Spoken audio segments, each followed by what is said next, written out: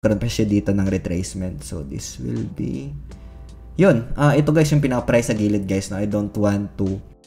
So this will be a raw video na lang kasi wala tayo sa pinaka-studio natin para i-edit. Pero I'll give my perspective dito and pauwi tayo ulit ng province and I'll give some updates lang dito, especially dun sa mga nagtatanong ano yung pinaka-perspective ko for this quarter, which is nasa Q2 na tayo, quarter 2 ng taon. April, May, June. So, ano yung isa sa mga nakikita ko dito na probabilities? Ano yung tingin ko sa price action, especially for the BTC USDT? And discuss din natin dito other scenarios, perspective, neutral perspective lang yung ibibigay ko dito guys, just for ideas lang. But before we start dito, kung hindi nyo pa na-like itong video na to, please like this video first. Subscribe yung YouTube channel natin, turn on the bell icon para ma-notify kayo dito sa mga updates natin na ginagawa sa ating YouTube channel. So, for now guys, punta muna tayo dito. Naka 4 hours time frame ako. If you can see, meron tayo dito ang pinaka-trend line. Itong kulay asul na ito. Pero mamaya, titingnan natin yun kung saan yan tumama. And kinonect ko dito sa price action nya guys. No? So, 4 hours time frame ito. Maybe I'll give some perspective lang dito guys. Again, itong video natin today is just for ideas lang, for reference, and does not qualify as an investment or financial advice. Hope you get some ideas dito, no? So 4 hours time frame, maybe I'll add lang dito ng pinaka trend line natin. So maybe here and then going here, and then if we can see dito guys, magdodraw lang ako Fibonacci retracement. Ayan. And as per observation, yung price action is that tumama dito sa 0.5 guys. No? Almost hit yung 0.618.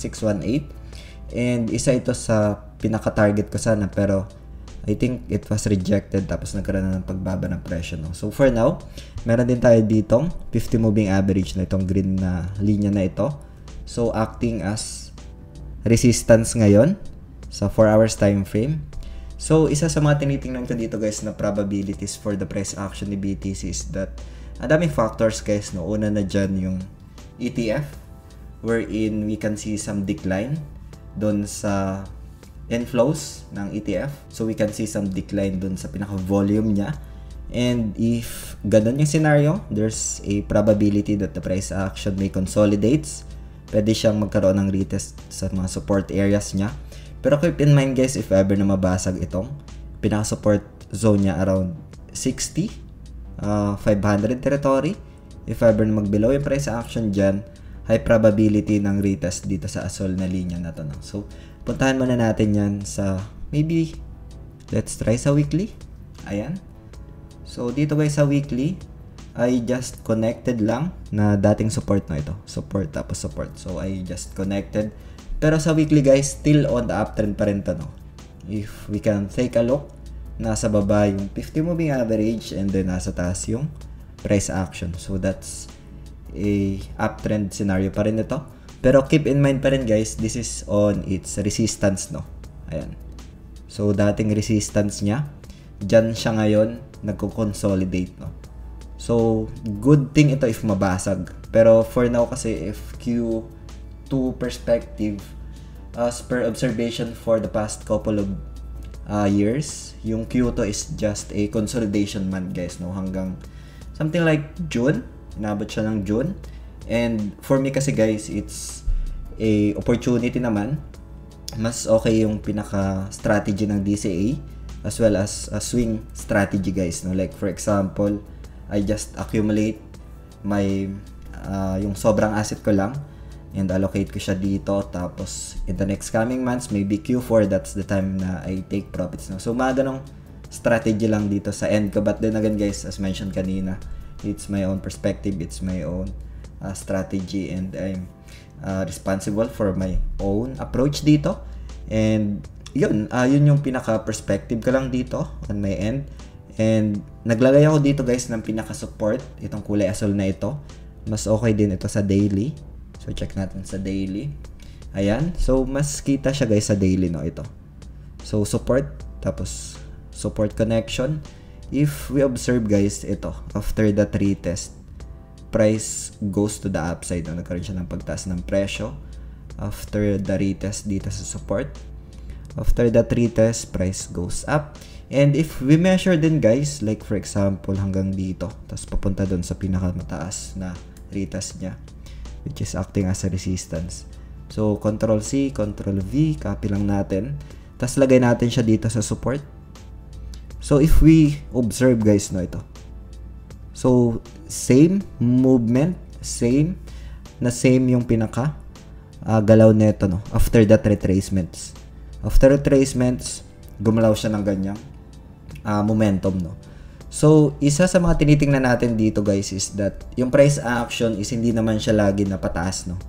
If we observe dito after that retracement, ilang percent to, let's check kung ilang percent. Around negative 20% guys, no. So ilang months din ito, let's check.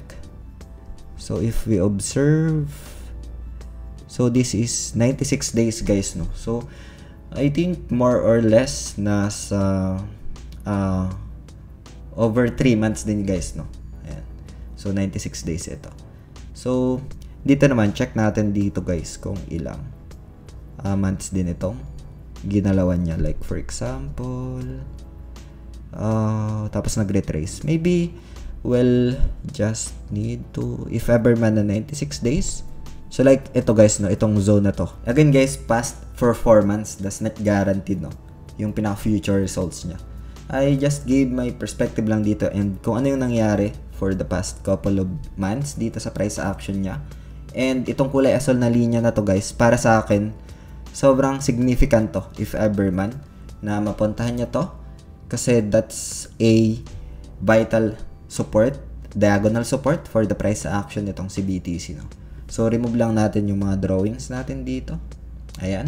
And if you observe guys, meron tayo ditong 50 moving average. Ayan. So dito sa 50 moving average, nag-a-act na yung 50 moving average na resistance, no, ito. So nangyari yan, yung ganyang scenario noong January, and I think nag-retrace pa ito ng ilang percent sa downside. Nag-retrace pa siya ng 10%. So like for example, 10%. So potentially support retest pa rin siya guys, no.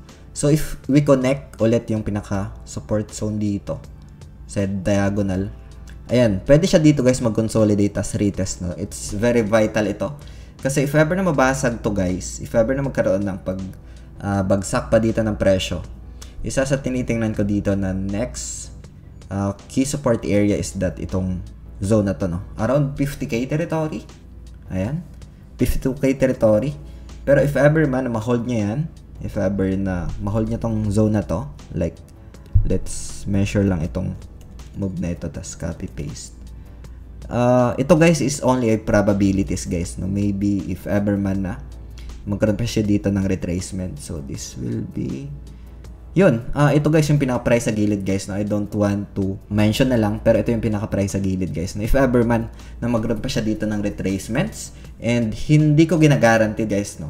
We're just measuring out lang dito kung ano yung nangyari for the past couple of months guys, no. Pero yung ganyang scenario, I think it's better to retrace muna. Like for example, 50 moving average acting now as resistance sa daily time frame. Ayan, nasa taas na siya ng price action. And yung moving average guys, sometimes, no, hindi naman siya lagi. Sometimes dynamic siya, no. So if ever man na nandyan siya sa taas, for me, meron siyang room for some retracement sa downside. So yan yung isa sa tinitingnan ko dito. And we have here, if ever na mabasag itong pinaka diagonal support, magkakaroon tayo dito ng potential retest sa previous highs niya dito guys, no.